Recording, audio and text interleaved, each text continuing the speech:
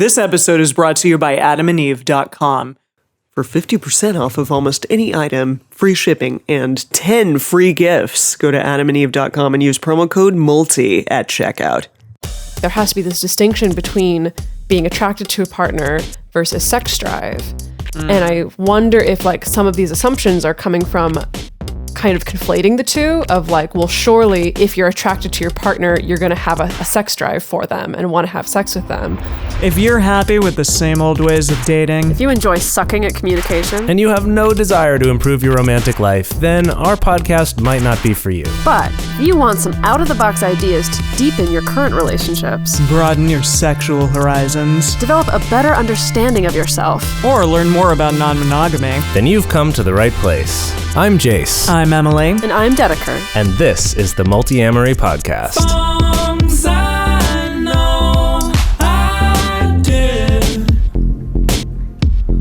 forcing me to form myself to fit. On this episode of the Multiamory podcast, we're talking about attraction.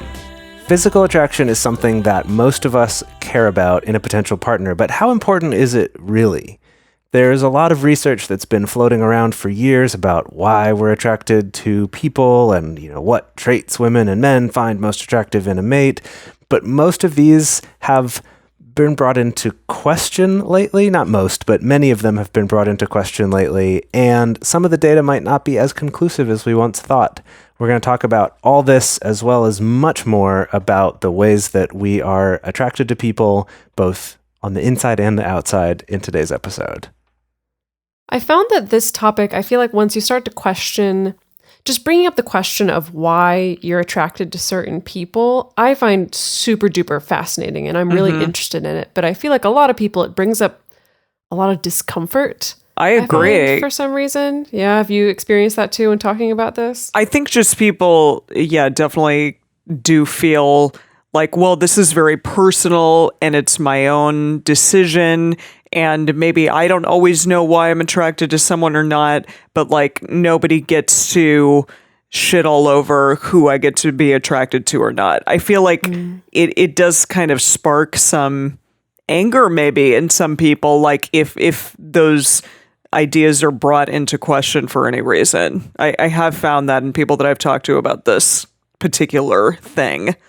Yeah, I find like sometimes, because it's kind of like the way that sometimes people react to it, it's like you're suggesting that like conversion therapy is a thing. I think, which I think is not really like the conversation that we're having around attraction. It's not necessarily this conversation of like, going from total, 100% gay to 100% straight or something like that, not like conversion therapy or anything like that. However, I do feel like when people react kind of with discomfort or anger or frustration around this, sometimes I feel like there's this perception of like, well, if you make me question who I'm attracted to, like, then you're expecting that I should just let go of all my preferences and just be attracted to everybody and anybody. And there's like no, distinction or whatever. And I don't know, as a pansexual leaning kind of person, I'm kind of like, what's the problem with that? But I know that's not how everybody jives, I suppose. Well, I think it's interesting too, because on the other side, there are people who will say things like,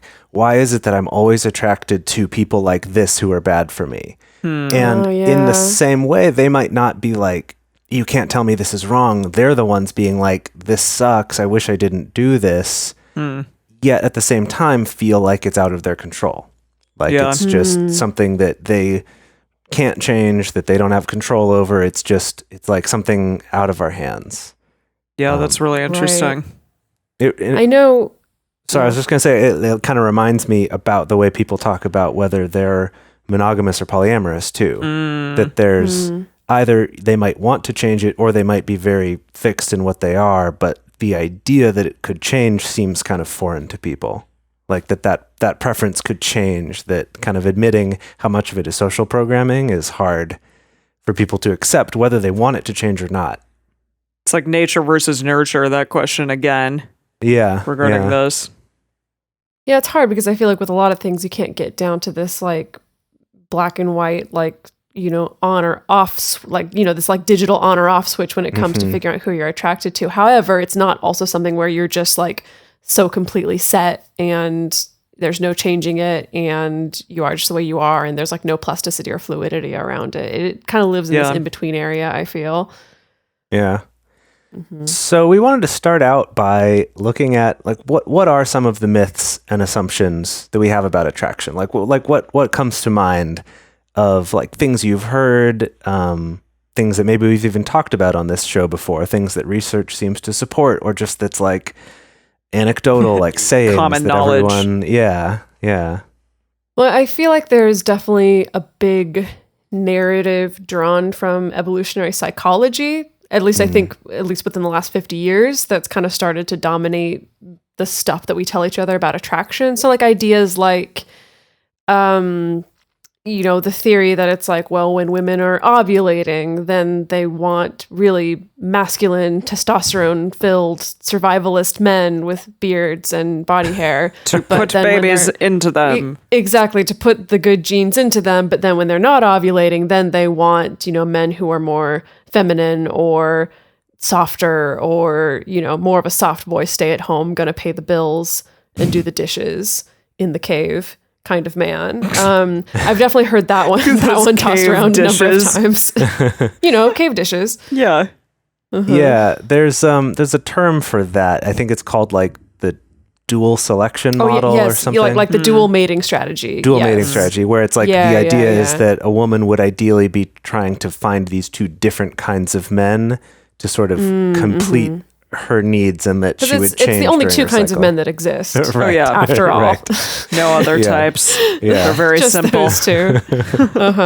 So I've definitely heard a lot of that. I think related to that, I think even in Sex at Dawn, they talked about some study where they found that like women were more likely to cheat when they're ovulating, or more likely to be flirtatious or something like that. So I've definitely heard that around attraction and like it being linked to a woman's hormonal cycle and ultimately being linked to kind of these evo-psych theories about, these very essential ways that we're different from each other. Right. There's, one that's not even scientific so much as just a thing that people say all the time, is this idea that opposites attract. And there actually were a lot of studies done that did kind of support that idea. But that's one that I remember hearing, for a long time. It's like, oh, opposites attract. Like that makes sense. Like this person's more outgoing than you, so you must be attracted to each other. I don't know. Yeah. Well, I feel like that's so pervasive in our rom-coms, right? Yeah, true. The Like, odd couple how kind of many thing. She was an have we- uptown girl. He was a down and out Exactly. guy from, the alley. I don't know. And they got for God's together. sakes, like how many times have we seen the pairing up of like the free spirit with the type A? Right. Like that romantic pairing either in movies or TV shows or sitcoms or whatever. Like that happens so many times, and it's very much the like, well, opposites attract. It makes sense. Yeah. Interesting. To jump back real quick to the hormonal thing, definitely like I've had friends say that they dated someone for a long time when they were on birth control and then got off of birth control and then were no longer attracted to them sexually. And I think that, there have been a lot of studies done about that over the years, but we wanted to talk about that more a little bit because I've definitely heard that and like worried about that at times. Like, oh, if I got off of birth control, does that mean that like I'm not going to like this person anymore or want to sleep with them anymore? Well, there's definitely been theories floated around that like maybe one of the reasons why people suddenly stop having sex as much or stop being attracted to their partner as much is like, if the story is that there's a woman who's on birth control when she meets her partner, they get married, they decide they're ready to have a baby, she goes off birth control, and then suddenly her whole hormonal makeup is all different, and her idea of like what's attractive and what's not. And then all of a sudden it's like, oh, hormonally, maybe I'm not with the person that I would normally be attracted to. Yeah. Or maybe it's just, you have a baby and suddenly you're doing a cajillion things and too exhausted for sex. But Yeah, it's like sex is the last thing that I want to care about at this point. Yeah. yeah. Interesting. Yeah. Also, there's a lot of myths out there that like men care more about looks than women. Or women care more about personalities, and also just this idea that like you're going to be happier if you find a more attractive mate. Yeah, the idea of like trading up or whatever. Yeah. Oh Interesting. gosh. Yeah. Very common. Yeah. I feel like I've also heard like a lot of theories around, like, what is it, like golden ratio geometry around like symmetry in faces and in body shape, at least around like women, as far as like what are the classic ratios that all men are going to be attracted to, which is kind of the way that these studies tend to frame this stuff. Yeah. I've certainly heard a lot of that around like, your hips have to be this many inches in relation to a ratio of like this many inches around your stomach. And then that indicates fertility, and everyone's drawn to it. Everyone cares about the fertility.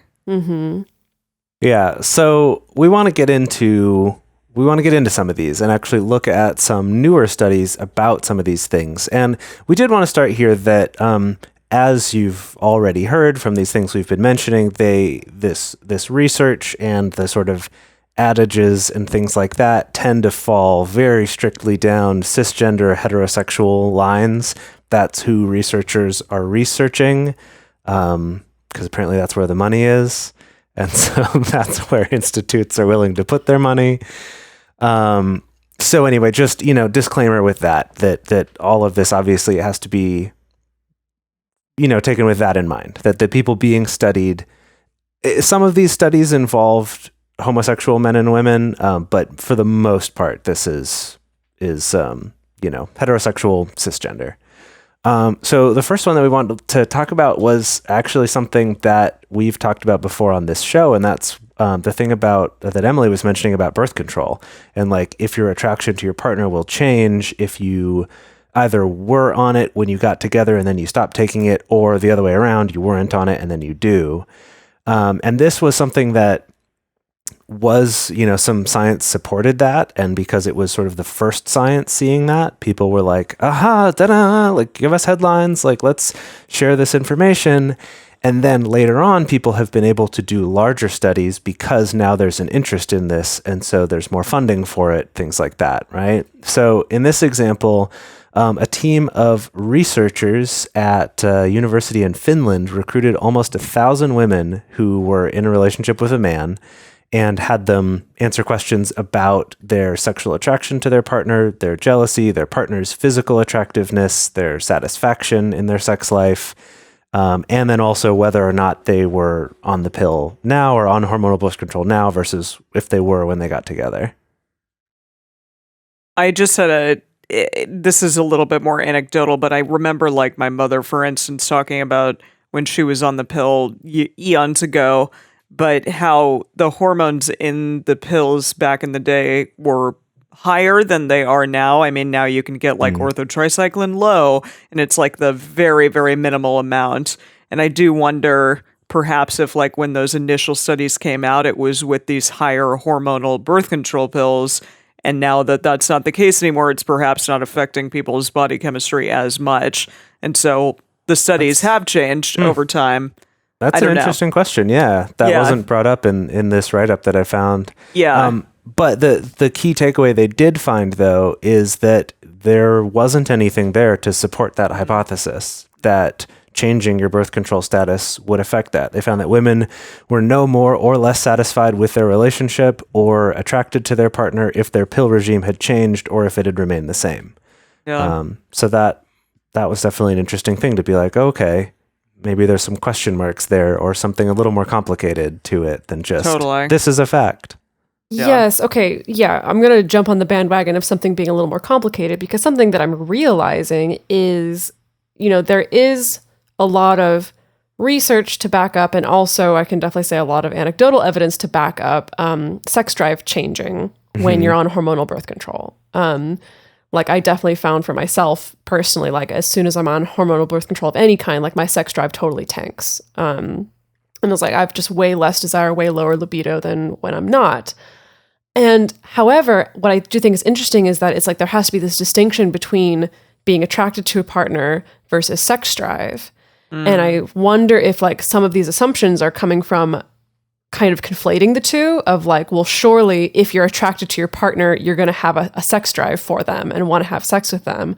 When sometimes I think that's maybe the difference. Because this is also reminding me of another study. And I'm sorry, I didn't pull the exact sits and stats for this particular study, but where they found that when they were as we've been in the process of people trying to develop like essentially Viagra for women, they find that with women, sexual dysfunction isn't about like the act of sex itself, that it's like once women are aroused, that like a lot of women experience like, yeah, whatever, things are fine. Like once I'm aroused, sex is fine and I can function during sex just fine.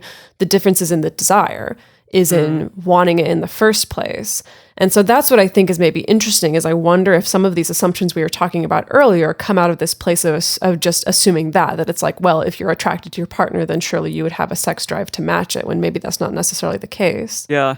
Well, and I don't want us to go too far down this rabbit hole and spend our whole episode talking about this, but it's so interesting, Jase. But what's interesting, what I'm going to share with you something interesting is that in that study, they did find, though, that women who were currently using the pill, whether they had been using it all along or weren't when they met their partner, but were now, tended to report higher sexual satisfaction, which I think is very interesting. Yeah. Because it's like the opposite of what you just said. Yeah. Well, but hang on though. Could you look at it the other way and be like, because they don't want it, so they're getting plenty, so they're more likely to say they're satisfied. Right, exactly. It's like what counts as sexual satisfaction? That's true. Yeah. Like satisfaction versus like wanting it or not. Those are two different things. Right. Yeah. And it's like, yeah, so that is so interesting that it's like, I think not even maliciously we can conflate all of these things together, like wrap up attraction and sexual satisfaction and libido and sexual functioning all into this one thing, when it's actually all these different, many moving parts. And then just last little thing, their study also showed that current pill users rated as being more jealous in this study as well. Oh. So again, maybe related to all of that. I don't know. There's a lot going on there. It's definitely more complicated than it was originally told. Like, oh, it's going to change this thing about how you're attracted to people. Yeah. Fascinating. Yeah, that is really interesting. And continuing along like the hormonal birth control pill route. So there was a Poland in the University of Krakow. There was a study that was done with over 6,000 heterosexual women who reported their pill use. So they apparently saw pairs of faces that had been manipulated using computer graphics software. So some of the faces appeared more masculine and some of them appeared more feminine. And the participants were supposed to indicate which faces they found more or less attractive. But apparently, this experiment showed that women were no more or less likely to prefer masculine male faces if they were pill users versus if they were non-pill users. So that idea, again, that people who are on the pill or people who are ovulating even at the time might want more masculine people or less, it doesn't seem to matter. Interesting. Okay, well, I guess that's related to also this other study, which was in Scotland at the University of Glasgow. So they studied the facial preferences again of like 500 women in this one. And kind of similar to these other studies we've been talking about, they found that women were no more or less likely to prefer masculine-faced men, specifically when they were fertile. So this study was focusing on like not necessarily pill use, but on, time fertility. Of the month. Yeah. Right, this is that dual mating strategy cycle. Thing, right? Yes, yes. And then similarly, there was a similar study conducted at the University of Germantown name. How do you think I pronounce this? Göttingen. It was this University of Göttingen in Germany. Again, looking at women, particularly when they're fertile, when they're ovulating.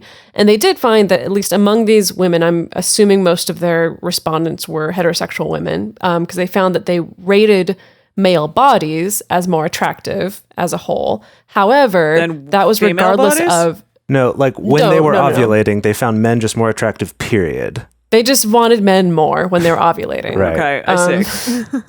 Which can relate.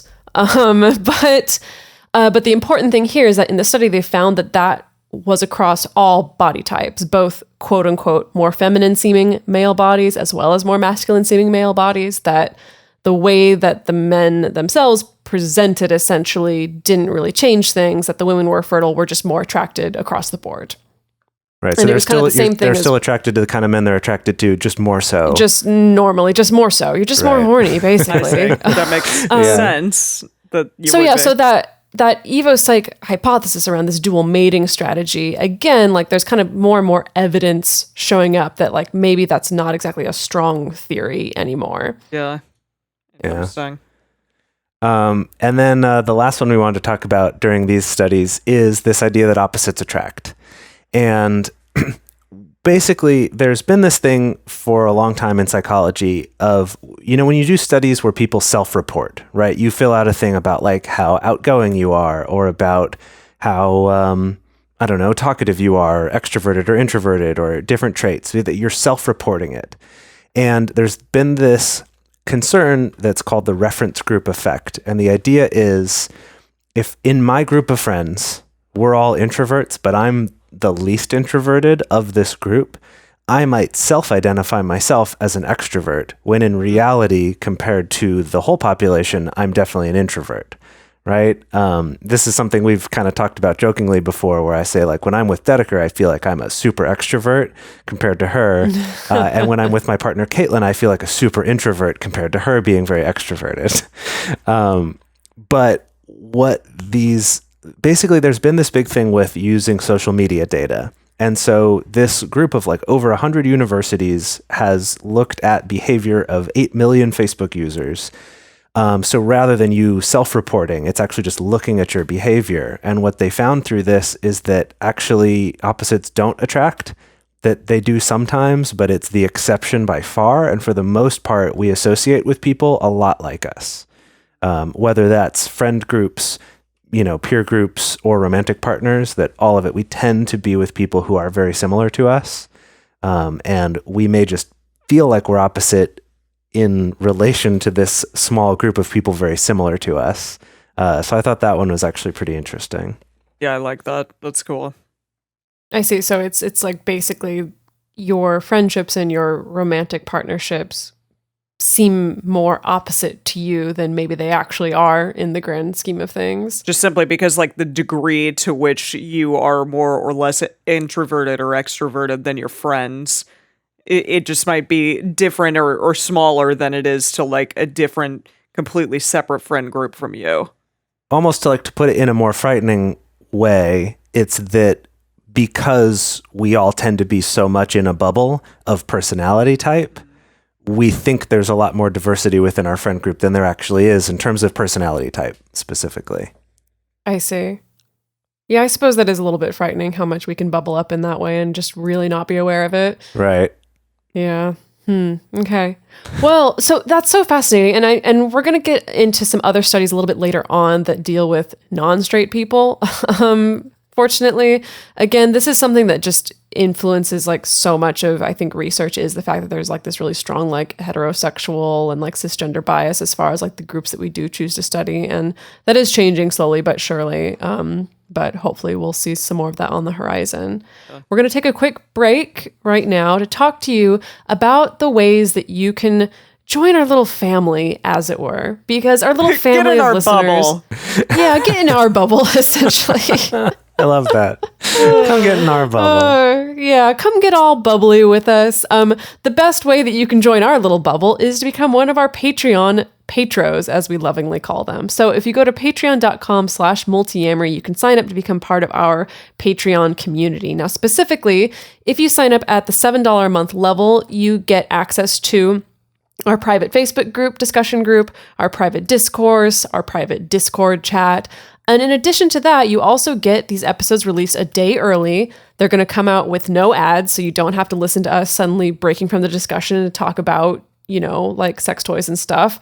And also you get bonus content. So every single episode has a little bit of extra content at the end, like other studies that we found, sharing personal anecdotes, other little interesting tidbits that we just didn't have time for in the episode, but you get that attached automatically. You don't even have to download a separate episode. You get that attached automatically to every episode that comes out. So again, if you want to join our little bubble, get access to ad-free episodes that come out early with bonus content, go to patreon.com/multiamory. And another thing that's super helpful is to take a moment and write us a review on iTunes or on Stitcher. And the purpose of this one, I guess, isn't so much for like you getting into a bubble, because you're already part of our bubble if you love us enough to go write a review, but it's about getting other people to be part of this bubble and expanding our bubble. Inflating our bubble? I don't know. I'm taking this metaphor too far.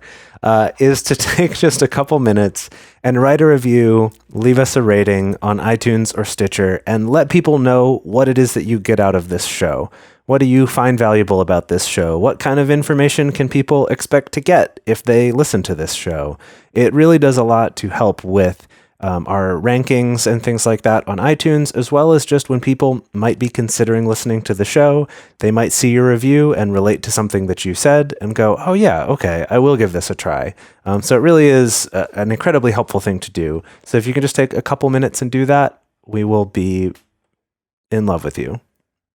Wow, that's quite a commitment, Jase. Yeah, I know. Yeah, it is. So Valentine's Day is coming up, and you know what that means. You're probably going to want a bone.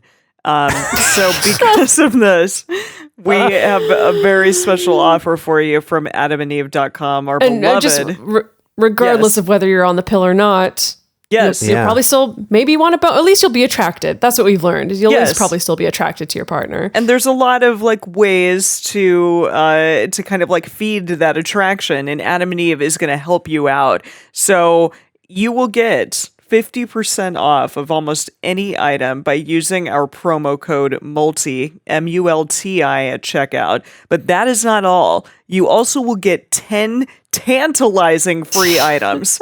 So 6 of those items are movies. And I'm not talking about like Gone with the Wind.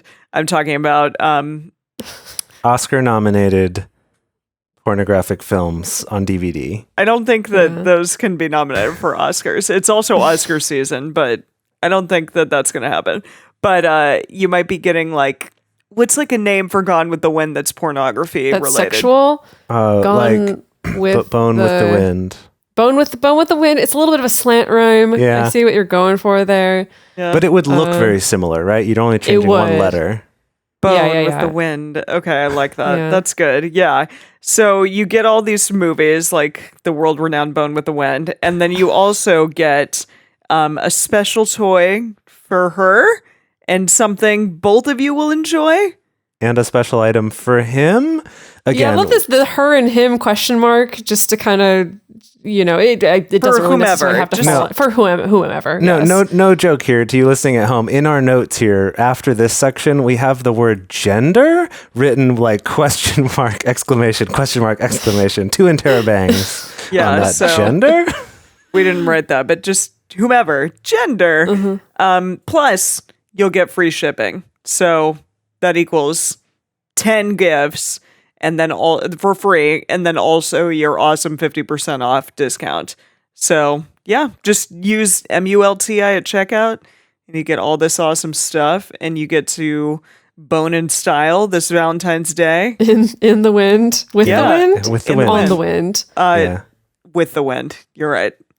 Yeah. So I there am. it is. I'll be honest. I'm a little bit excited about the idea of some Gone with the Wind cosplay pornography being out there. Oh. So are and- you searching it right now? Oh, I'm searching it right now. Okay, Yeah, good. of course. Scarlet and Red Oh, jeez, yeah. saying so, like, frankly, dear, I don't give a Whoa. damn. Oh, okay. Well, Google image search. Okay, I Yeah, really shouldn't have. yeah. You sure you wanted to do that? I mean, This brought up a lot of other pornographic results that I was not expecting. Interesting. there it is.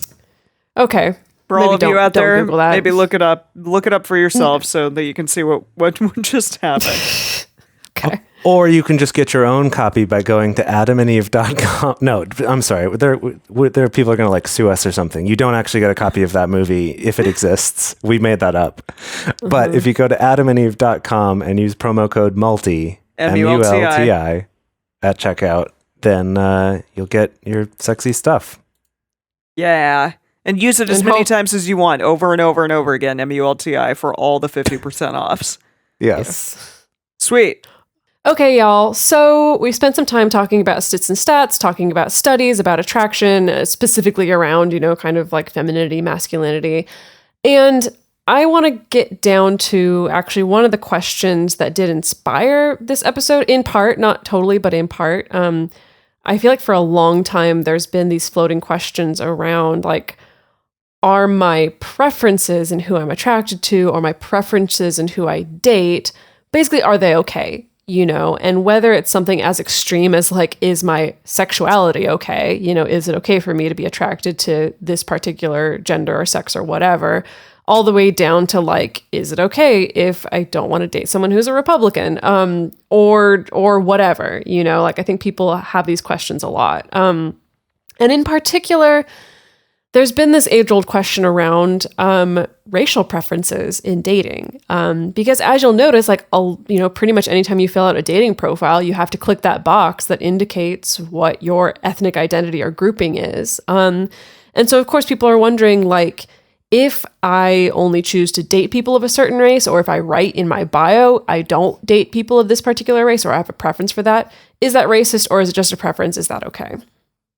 So, yeah, I have a lot of things to say about this, but I'm also going to let this new Australian study say basically what I was about to say, which is, so there was a study linking sexual race preferences to deeper ingrained racial bias.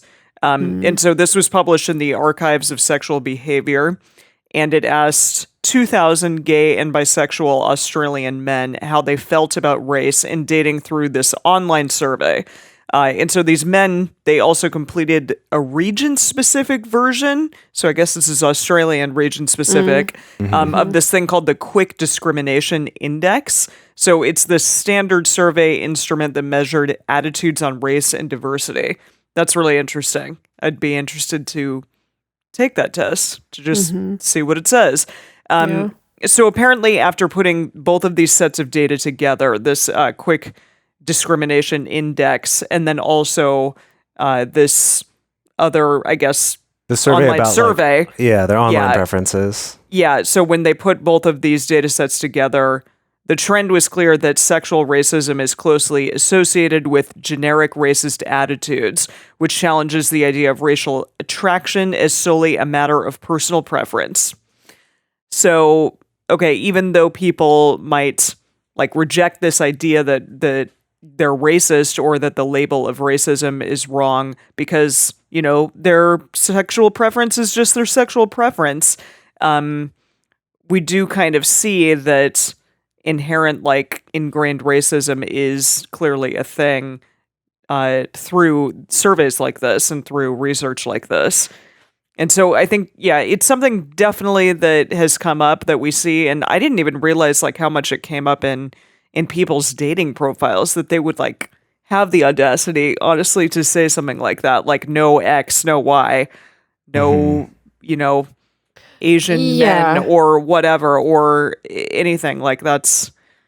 Yeah, well, it's such an interesting conversation, because it's like, either you can take the tact of, like, having racial preferences, especially loudly pronouncing them, is racist.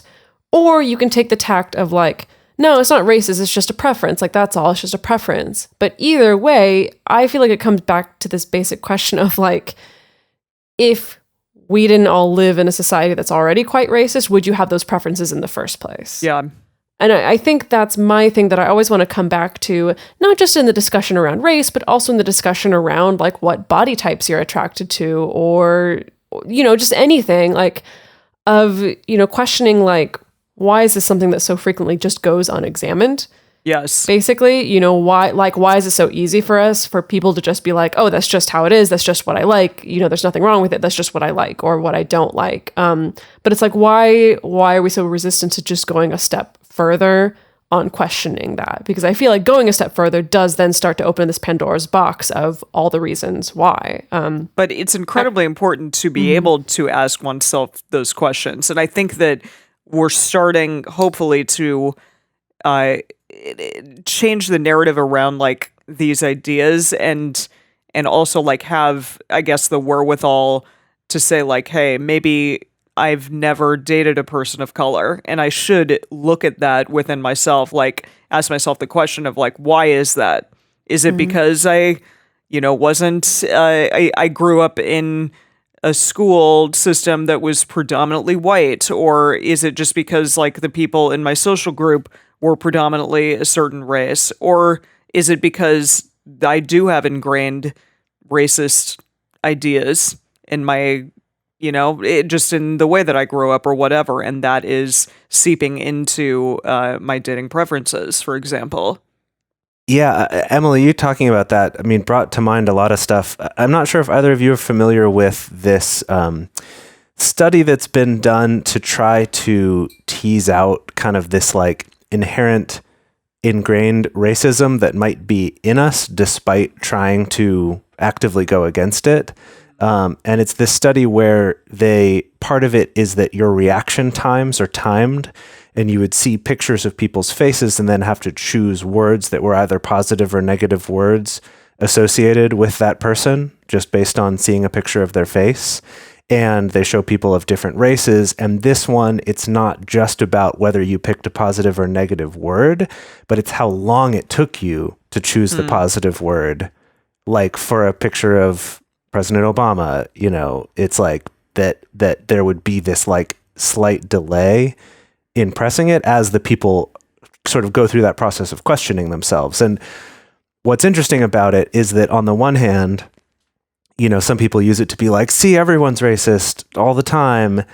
But what I think is kind of the next level of it is that thing of like, but just, it's almost like realizing that that's in there because of the culture that we're raised in and because of, the neighborhoods or the environments and the media that we consume, like, is accepting that that's in there. And that doesn't mean that doing something about it isn't still good, right? That like questioning that and the fact that they did still choose positive things to associate with people of color and not just white people, like that's still a good thing, but it shows us like, yeah, that's in there somewhere. And so I think that's really interesting with your question, Emily, of like asking where does it come from, I think is a really cool part of that thing of just like realizing like, yes, this is in there, not because I'm a bad person, but like, that's just the reality. It's the water that I swim in as this fish.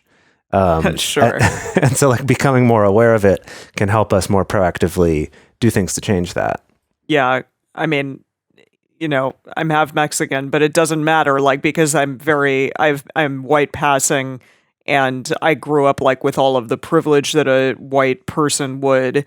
And, I have Puerto Rican, like my best friend is Puerto Rican, but still like he's white passing. And so again, like none of my sphere of growing up was having to worry about being, having people be prejudiced against us at all. So I agree with you that it is important to look at it and important to change, even if that like something might be there inside of you for a variety of reasons. It's important to examine it regardless, even if that's tough. So part of what came up when I was searching some of this before the episode is this thing that Grindr did somewhat recently, I think in the past year or two, which is an initiative called Kinder, like Grindr, spelled, without the E toward the end, called Kinder, which is this initiative that is banning any sort of racist things in people's bios. Which in itself is interesting, and there people try ways to get around it by saying things like no rice or no spice, or using like little metaphors or whatever to try to hide it. But still, the fact that they're cracking down on it and acknowledging it, I think, is worth mentioning. And that also part of what they did is they introduced these video series featuring users who have experienced online discrimination, telling their stories of what that feels like, what's happened for them. And I thought some of the videos I watched were really, really interesting. They're also like very nicely shot. They kind of feel like a BuzzFeed video or something that's got that kind of very bright, very well lit kind of a look to it. Colorful, yeah. Mm-hmm.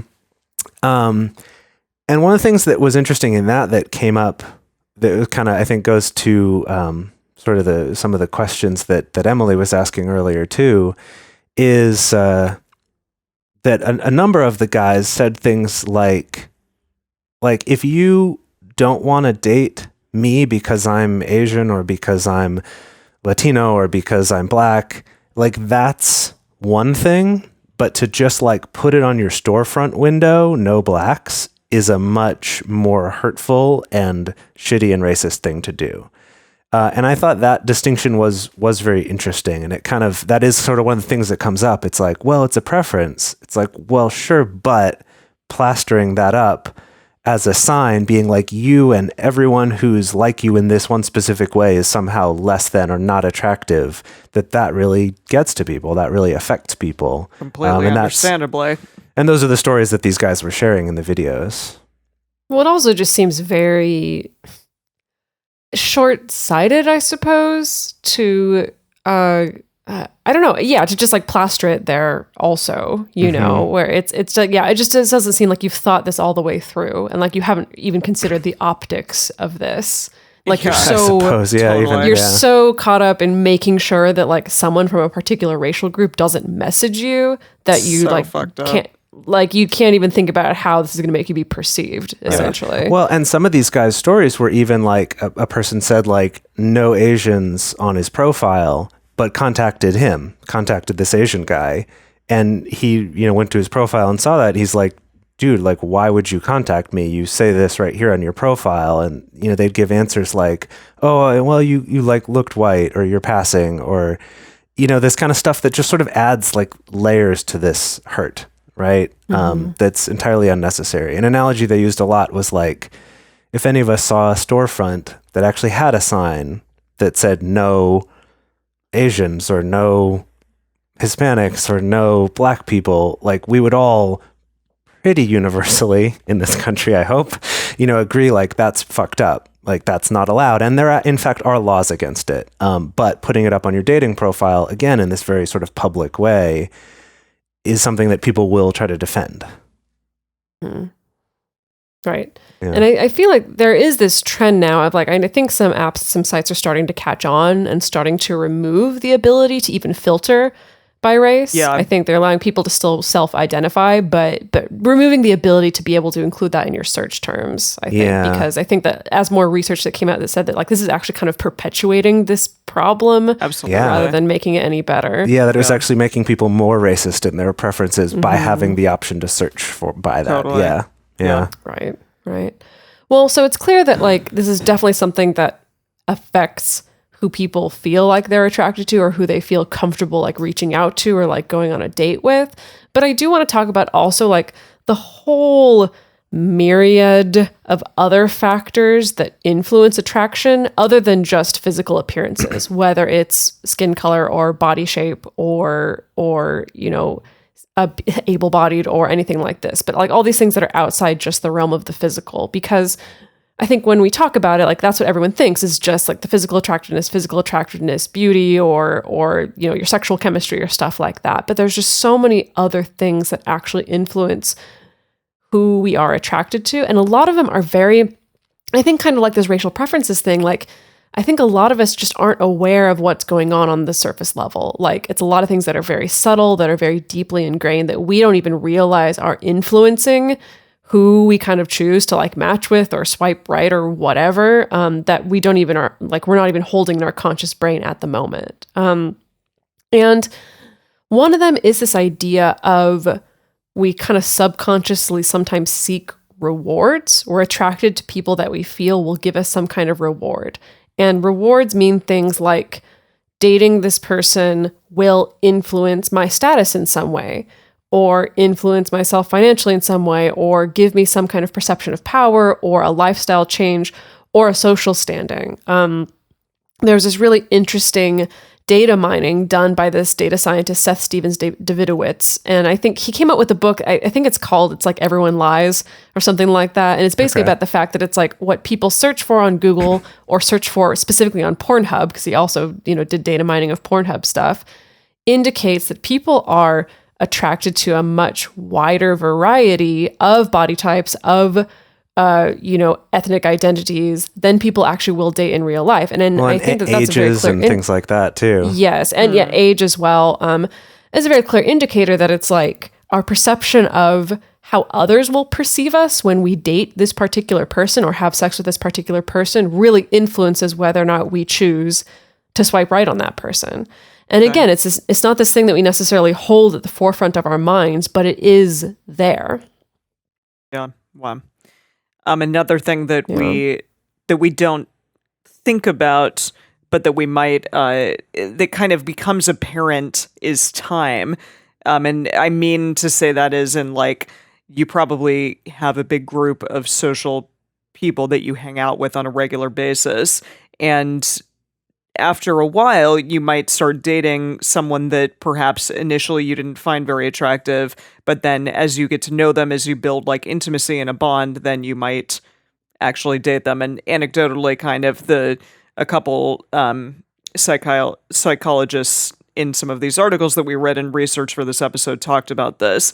And they also talked about like the 36 questions thing, which we've spoken about often on this podcast, but that sort of like container for building intimacy over time. Again, when your attraction can grow just simply from getting to know someone on a more intimate level. So that's kind of nice too, this idea that like people can be attracted to others for better reasons than just like, do I find them physically attractive or not?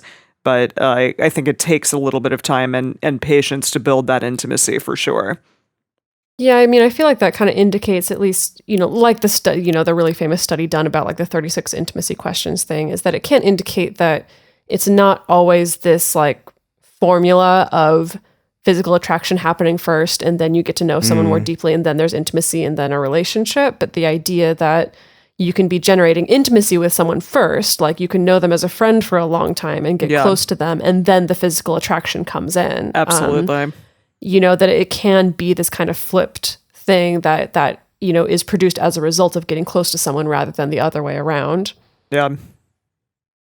And in addition, we do, like Jason said before, try to find people that are kind of similar to ourselves, which it includes like personality and values, and then also, yes, looks. I mean, I've definitely seen couples that like look identical. They look like they could be like brother and sister, and it is really interesting. Yeah, and a lot of these talked about like that people will date those who are as attractive as they are, which is an interesting idea. And I'm like, that's so subjective though. Like, how attractive is one person versus the other? Like, what does that even mean? Like, universally wise, I can't even say like what equals a more attractive person than another.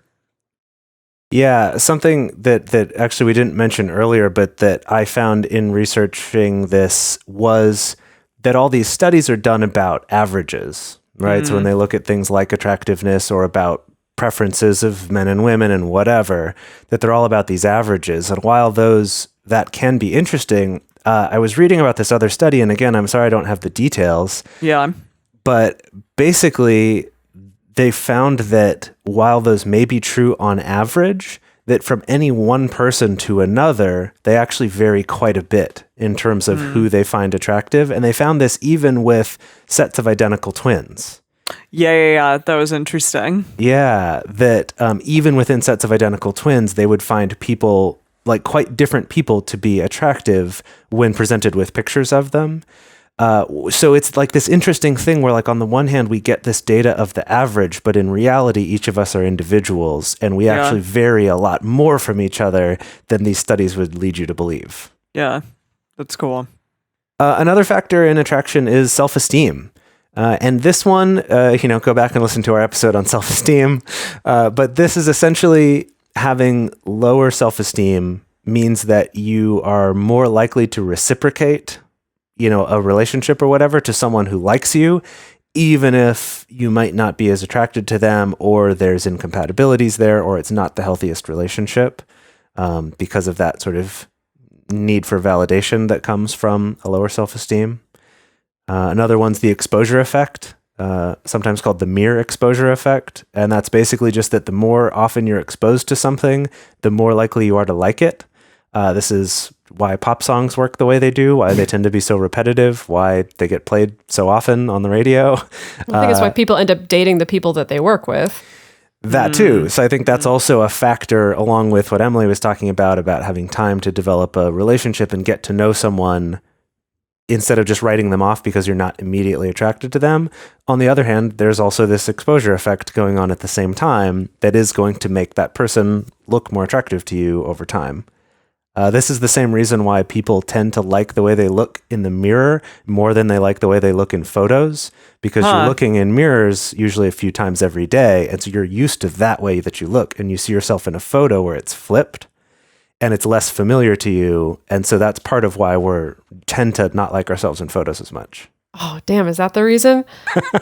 You know what? Actually, really that reminds me. interesting. That reminds me, in the Exploratorium in San Francisco, there is an exhibit where they've kind of, I don't know how they've set this up, but they've kind of set it up so that essentially you can have the experience of looking into a mirror, but you're looking at yourself flipped the way that everyone else sees you. Yeah. With the angled mirrors. Yeah.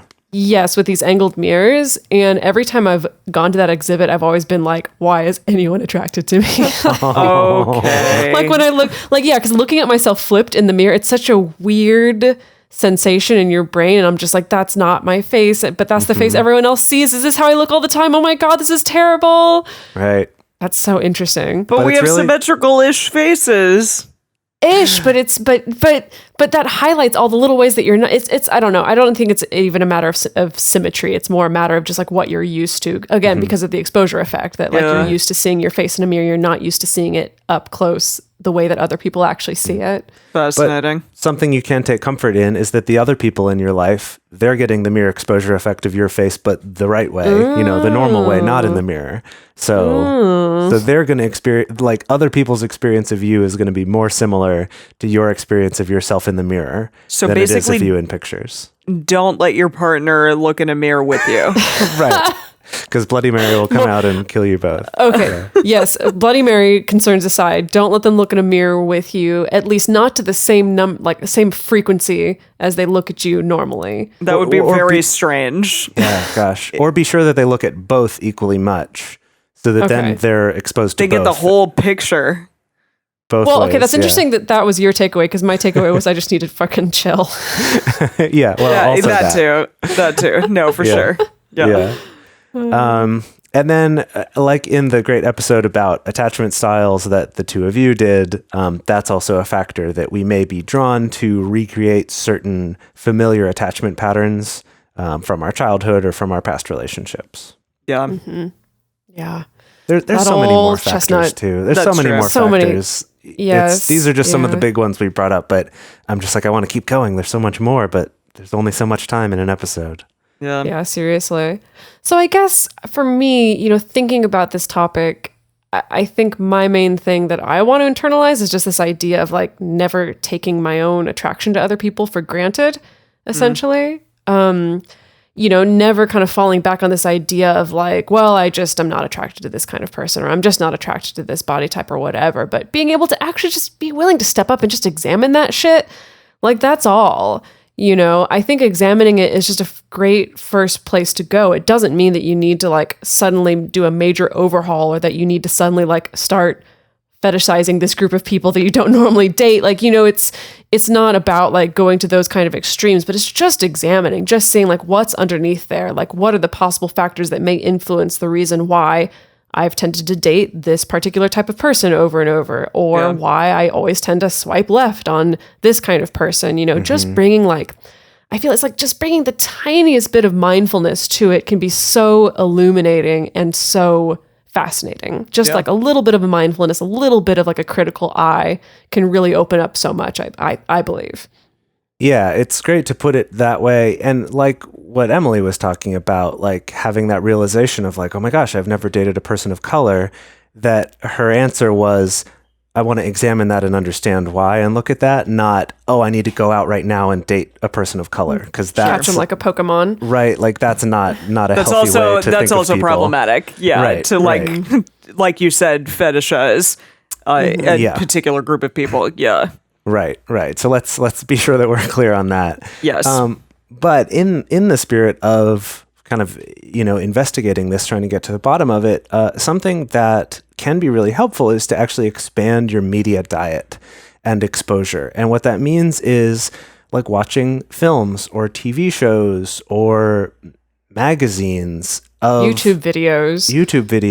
Dedeker likes to suggest Instagram accounts of essentially think of it this way, like people being cast in the romantic lead or like the hot person role who aren't white or who aren't or just skinny, aren't like you. who aren't skinny or who aren't able-bodied or who aren't cisgender or like whatever it is, of just sort of like getting more variety and realizing like, I'll tell the story. So you guys may remember Fee, who was on our show a few episodes back talking about monopoly relationships.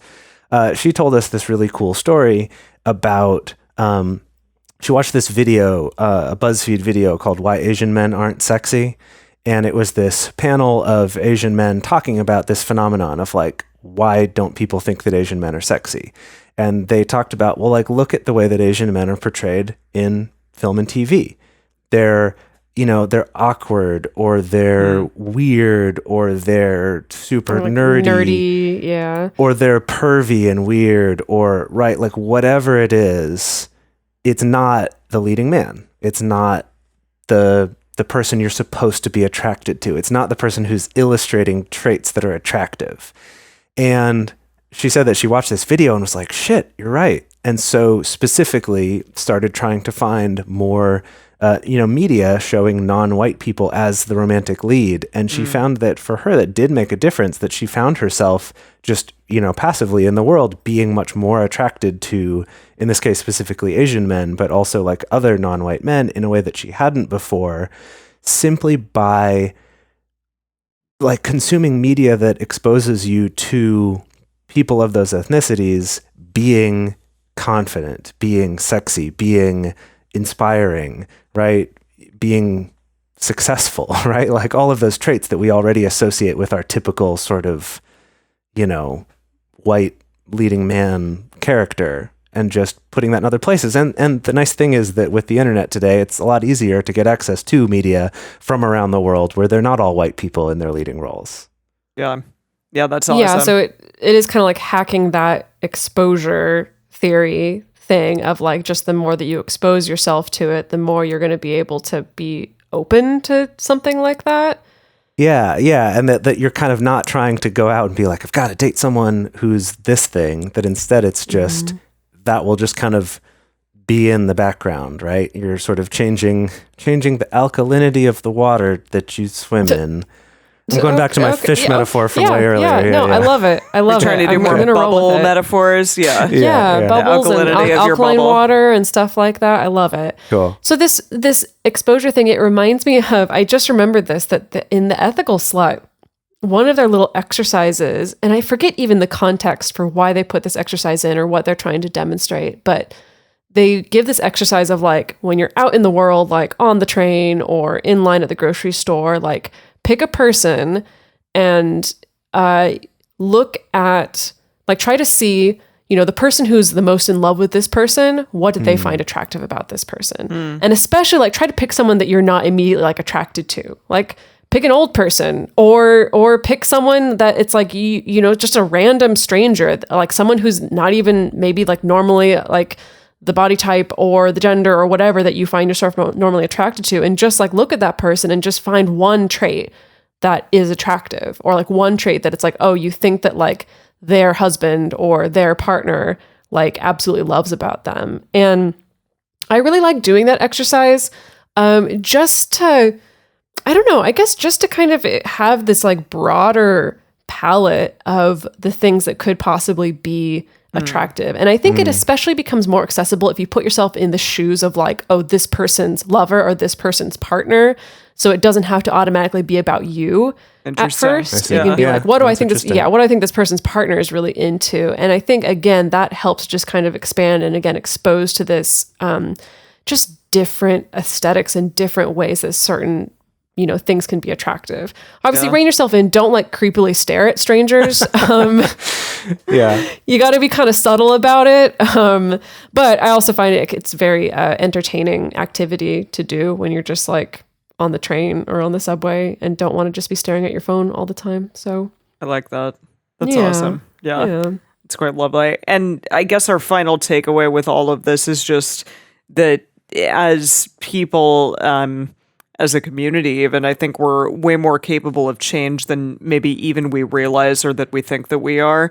It's interesting, like, so many people look at people like politicians and they're like, well, that person's a flip-flopper. Like, they thought this thing, a while ago, and now they think this other thing, and they're just trying to, like, go with the tide. But it really truly is possible for people to, like, realize that their initial reaction to something wasn't the right one, or that it needs to be examined, or that they really have some, like, deep thoughts that they should have with themselves and figure out, like, why they believe something and if that is the right thing to believe. So with all of this, because we talked about a lot of studies even that were originally thought to be truth and now not so much. So with all of this, like, change is happening, and I think it's so unbelievably fantastic that, like, people are not as allowed to be outwardly racist on dating websites as they once were. And so I would like to think that, like, social change is really happening. And hopefully by listening to this podcast, you can think about that in your own life too. Just this specific one, like, think about maybe what your preferences are and if you need to examine that. Just like part of the great takeaway is that it's not like, oh, this is going to be hard and I have to do this for some, like, greater social good. It's like, no, you actually benefit from this. Totally. Absolutely. Right? Like, that's one of the cool things is that, like, by broadening your palette and broadening, like, the ways that you look at people and the ways that you're attracted to people pays off for you. Like, you're the main one benefiting from this. So it's really a win-win all around. Yeah. Right. Yeah. Because if you look at it as this idea of, like, you're opening yourself up to, like, more opportunities to connect with people, then it doesn't mean that it's, like, always going to be, like, opportunities for, like, just, like, sex with more people or, like, more relationships or whatever, but just more opportunities that you're allowing yourself to connect with people, regardless of how it turns out. Yeah. At least in my experience, that's pretty much always been, like, a good thing. Being able to expose myself to this wider variety of experience and connection. Absolutely. So, Yeah. yeah. So hooray for neuroplasticity. Yay. So what did you think about this episode? Have you had any of these experiences? Have your attractions to people changed over time? I'm actually particularly interested to hear if anyone has had a struggle of feeling attraction for something, kind of like those search results Dedeker was talking about with either Google searches or Pornhub or whatever, of being drawn to something that you don't feel like you could admit in public. And has that changed over time? Have you started to realize, you know what, it's okay for me to be attracted to this type of person. That isn't something that I have to hide. I'm really curious for those types of stories, because that's not something we covered a ton in this episode, but I think is very powerful. It's very important to not feel shame for the attraction that we do feel, because there is some evidence linking that shame to acts of violence and things like that against women and minority groups because of this disconnect between I'm attracted to this thing, but I'm told that I shouldn't be. So anyway, I'm very interested to hear some of those stories. And the best place to share your thoughts and to talk with other listeners is on this episode's discussion thread in our private Facebook or Discourse forums. You can get access to these groups and join our exclusive community by going to patreon.com/multiamory. In addition, you could share with us publicly on Twitter, Facebook, or Instagram. You can leave us an email at info@multiamory.com or a voicemail at 678-MULTI05, or you can leave us a voice message on Facebook. Multiamory is created and produced by Emily Matlack, Dedeker Winston, and me, Jase Lindgren. Our episodes are edited by Mauricio Balvanera. Our social media wizard is Will McMillan. Our theme song is Forms I Know I Did by Josh and Anand from the Fractal Cave EP. The full transcript is available on this episode's page on multiamory.com. Oh, hello. I didn't see you there. I'm Dylan Thomas, co-host of Life on the Swing Set, the podcast. We share our experiences in swinging, polyamory, and beyond. You are listening to a Swing Set Network podcast at swingset.fm.